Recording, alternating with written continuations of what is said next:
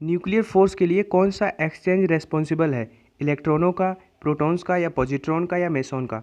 तो इस क्वेश्चन का आंसर राइट आंसर है मेसोनों का एक्सचेंज। अब देखो इसके लिए आपको थोड़ा मेसॉन थ्योरी अंडरस्टैंड करनी पड़ेगी।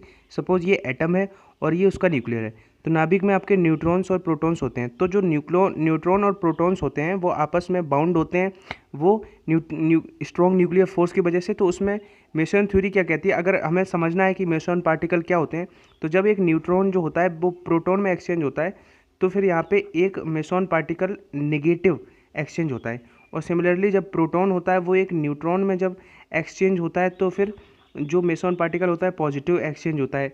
सिमिलरली अगर न्यूट्रॉन अगर होगा वो न्यूट्रॉन में एक्सचेंज होगा, तो पाई जीरो मतलब न्यूट्रल होगा उस पर चार्ज।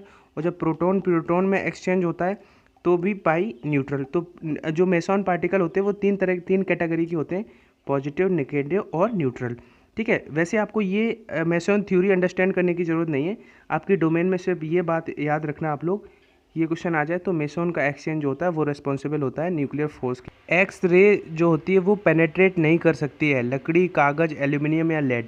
तो देखो एक्स रे का जो पेनेट्रेशन का क्वेश्चन अभी तक आया है आपके एग्जाम्स में, वो या तो बोन वाला ऑप्शन वहाँ पे करेक्ट हुआ है या फिर लेड वाला ऑप्शन करेक्ट हुआ है।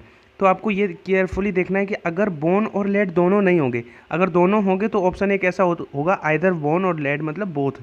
तो इस क्वेश्चन में देखो एल्यूमिनियम को भी पेनिट्रेट कर सकती है, कागज और लकड़ी तो ऑब्वियस है कर सकती है, लेकिन यहाँ पे लेड जो है वो बहुत डेंस होता है कंपैरेटिवली आपका वुड और एल्यूमिनियम। तो lead can never be penetrate by X rays. हाँ, अगर गामा रेज होती है उनकी पेनिट्रेशन पावर बहुत होती है तो वो इसको भी कर सकती थी। लेकिन इसी तरह से अगर यहाँ पे शीशा की जगह पे ऑप्शन हड्डी होता तब फिर आप प्रायोरिटी बोन को देते। ठीक है, ये क्वेश्चन एक्सपेक्टेड है, बहुत चांसेस है कि ये आ सकता है। एक न्यूक्लियर से जब गामा एमिशन होता है तो उसमें क्या चेंजेस होते हैं उसके एटॉमिक नंबर पे और एटॉमिक मास पे?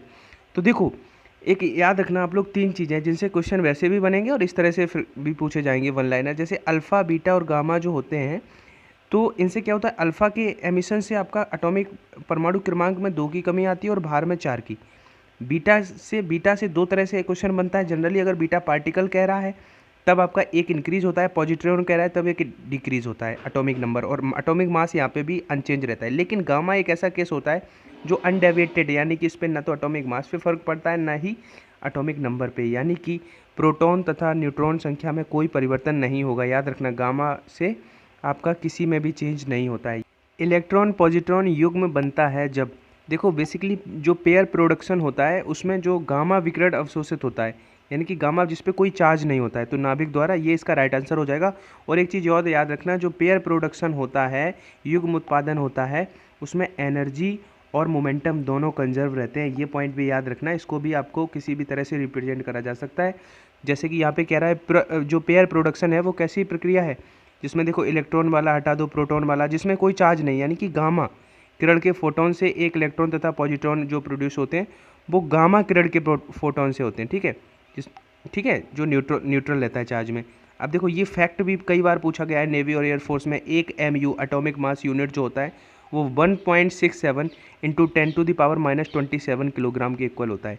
ठीक है, इसको भी आप याद रखें। एक्स रेज जो होती है वो प्रोड्यूस होती हैं, अब इसमें आप कंफ्यूज हो सकते हो एक्सटर्नल ऑर्बिट करें या इनर ऑर्बिट करें, तो इसमें इनर ऑर्बिट में इलेक्ट्रॉन के संक्रमण। ठीक है, ये फैक्ट। जो एम्पलीट्यूड मॉड्यूलेशन होता है, आयाम मॉड्यूलेशन, उनमें 3 तरह की फ्रिक्वेंसीज होती हैं, वो कौन सी होती हैं?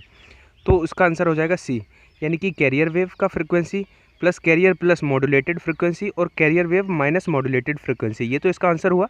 लेकिन यहाँ पे हमें एडिशनल ये याद रखना है, जो कैरियर माइनस मॉड्यूलेटेड फ्रिक्वेंसीज होती हैं उसको हम अपर साइड बैंड फ्रिक्वेंसी भी कहते हैं।